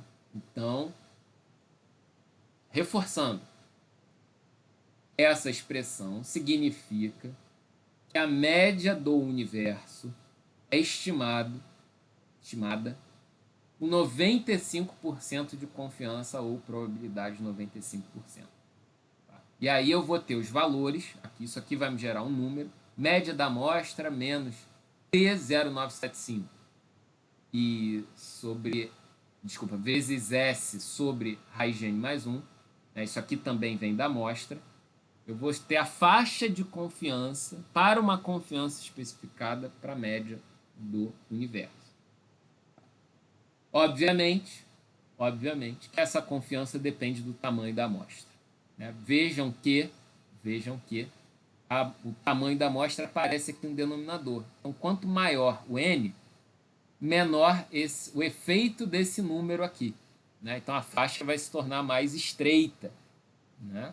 É natural. Quanto maior a amostra, mais confiável vai ser a tua amostra em relação ao todo. O problema é, como é que eu encontro o T? Que a gente botou esse T aqui no meio dessa confusão. E vem cá, de onde vem esse T? Né? Porque ele vai ser importante ali como esse parâmetro que multiplica essa conta aqui que a gente vai fazer. Aí é a hora de vocês pegarem as tabelas da distribuição T de Student.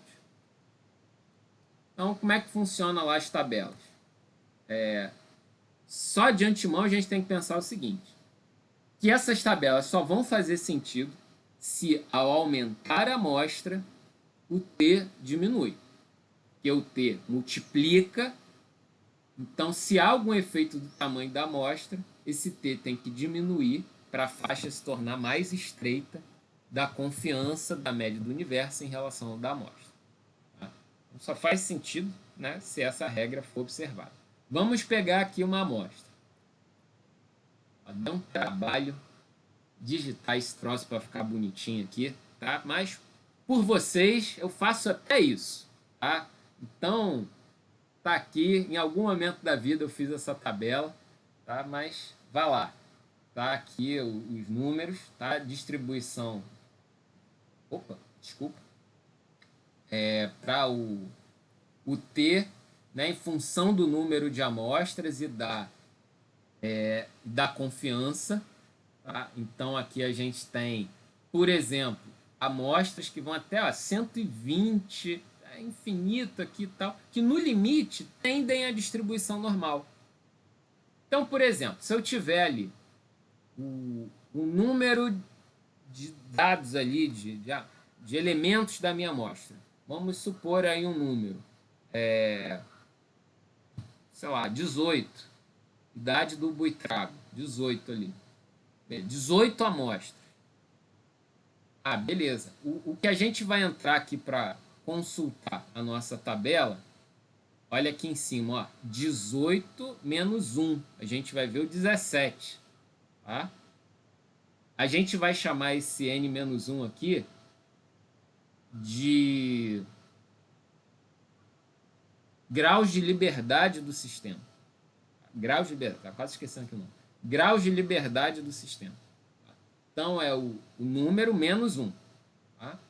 Qual intervalo de confiança você quer? Ah, sei lá, eu quero 5%. 5% está associado ao T0975. Foi o que a gente viu ali nos slides anteriores, certo? 0975. Ah, beleza. Então, ó, 17, que é o 18 menos 1, para o T0975, aqui é o T 2,110. Ah, beleza. Então vai ser com esse número que eu vou entrar lá na continha. Vou voltar aqui. Vou entrar aqui nessa conta para estimar o intervalo de confiança da média que você está calculando.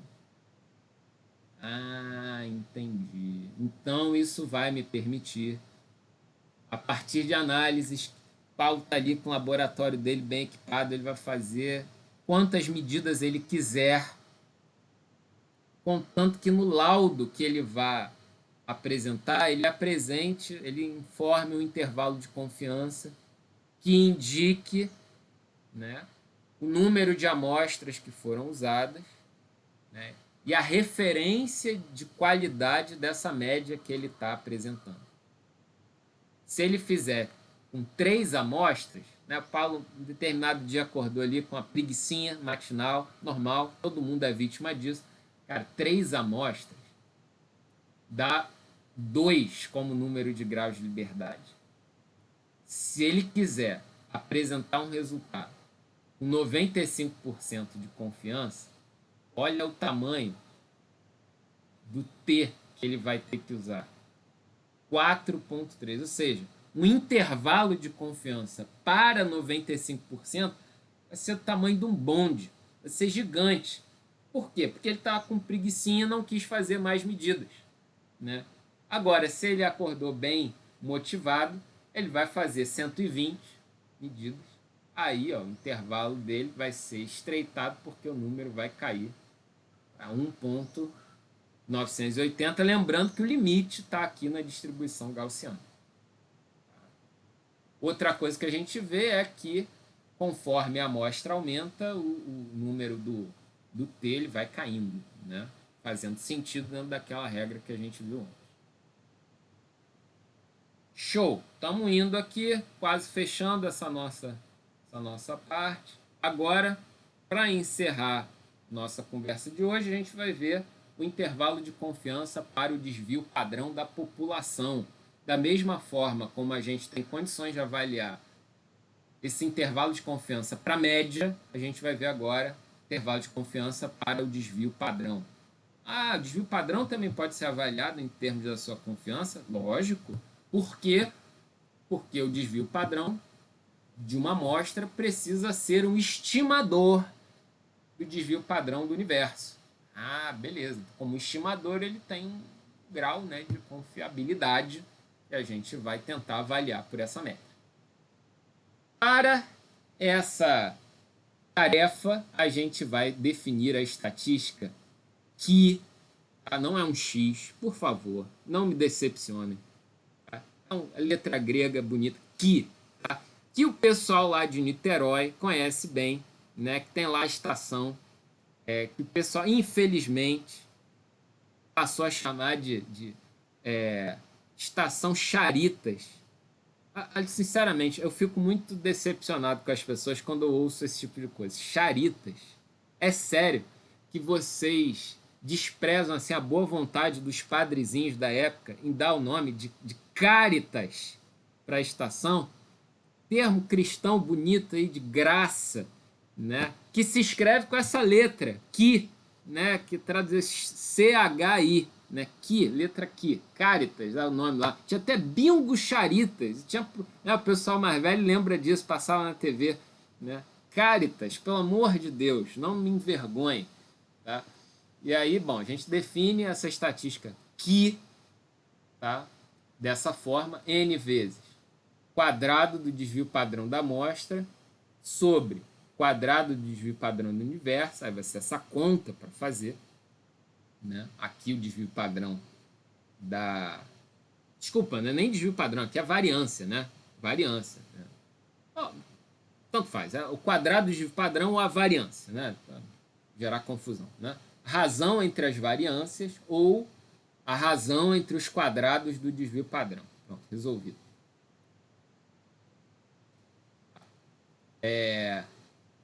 Então, bom, no caso de amostras de tamanho N, extraídas de uma população normal, sempre vai ser a nossa referência, tá? Tanto essa distribuição T de student, essa que a gente vai ver agora, elas se prestam a comparar distribuições com a distribuição normal. Também não forcem a barra. Tá? Não fiquem usando o T de student para outras distribuições de referência, que vai estar tudo errado. Tá? T de student, essa aí que a gente vai ver, ela só serve para comparação com a distribuição normal. Tá? Então, não delirem, tá? Querendo usar tabelas e contas sem sentido.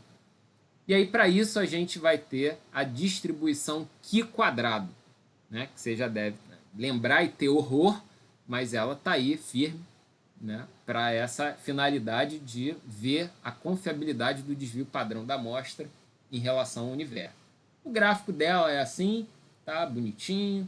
Conforme ela vai aumentando o tamanho do N aqui, vocês vão tornando ela cada vez mais suave, né? Então tem esse padrão, mas percebam que ela começa no zero e vai adiante. Isso aqui não serve para nada para vocês, tá? Então não se preocupem com essa expressão aqui, tá? A gente tem que lembrar das tendências, não dessas expressões. Tá? Então ela não é simétrica como a do Y lá que a gente viu. Tá? E aí como é que a gente faz, né, para estimar o desvio padrão do universo agora com essa nova métrica? Olha só, para 95% de confiança, consideram-se os valores de Q quadrado, ninguém fala X quadrado, Y quadrado, não, Q quadrado, nas extremidades de 2,5% e 97,5%, levando a... Olha que interessante. Aquela ideia do 5% de um lado e do outro, a gente também vai usar aqui. E a gente vai conferir nas tabelas, para um dado intervalo de confiança, a gente vai pegar dois valores lá do Q quadrado.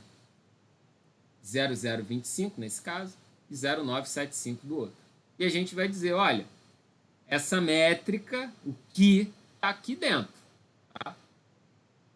Fazendo as continhas, né? Fazendo as continhas, a gente joga para um lado, joga para o outro, tudo mais, né? Como é que a gente encontra esse que? Tá nas tabelas. As tabelas, inclusive, que já facilitam a nossa vida dando que quadrado. Tá? Então, cuidado. Tá? Cuidado, porque vai ter tabela que pode apresentar que ou o que quadrado. Então, fiquem ligados, né, que a gente vai ter que ler essas tabelas. Aí vamos imaginar lá. 17, o número de graus de liberdade. 17. Para aqueles 5%. Então, ó, de um lado, 30,2 e do outro é o 0,25. Não foi isso aqui não, foi o 0,975, né? Então isso aqui é 30,2 e do outro ao que a gente tem, até me perdi aqui, cadê? 30,2 aqui, 16,3. Não, 12,8. Tá? É isso? Não, é mais à frente, né? Aqui, ó. 6,41. 0,025 para 17, 6,41. E 0,975 para 17, 30,2. Esse vai ser as métricas que a gente vai usar nas contas para o intervalo de confiança do desvio padrão. Tá? Tem um errinho aqui de digitação, vou consertar. Tá? Aqui saiu esse 0,995 aqui fora do lugar. Isso aqui é outra coisa. Tá? Vou consertar, fiquem tranquilos. A versão final lá dos slides, eu vou dar um jeito nisso aqui.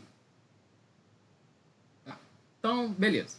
Já estamos numa hora avançada. No nosso encontro que vem, a gente continua. E no nosso próximo encontro, a gente vai fechar esse tópico e começar a meter a mão na massa no MATLAB. Tá? Foi um rasante de águia no livro aí de estatística. A gente, em 2 aulas, praticamente varreu quase todo um livro de estatística básica, tá? Para refrescar a memória, para ver, putz, aqui não está muito claro e tal, pelo menos você fica com a medida do que você está com dúvida para correr até atrás, né, dos detalhes com relação a essas coisas. E aí você vai poder rever o nosso vídeo, curtir o nosso canal no YouTube, né, para a gente chegar lá a 1 milhão de seguidores e ganhar o troféu do YouTube. Conto com vocês, o prêmio é nosso, divido com vocês agora, né, e a gente se encontra na quarta-feira que vem, nesse mesmo bate-horário, bate-canal. Tá certo, minha gente? Então vou encerrar aqui a gravação. E aí...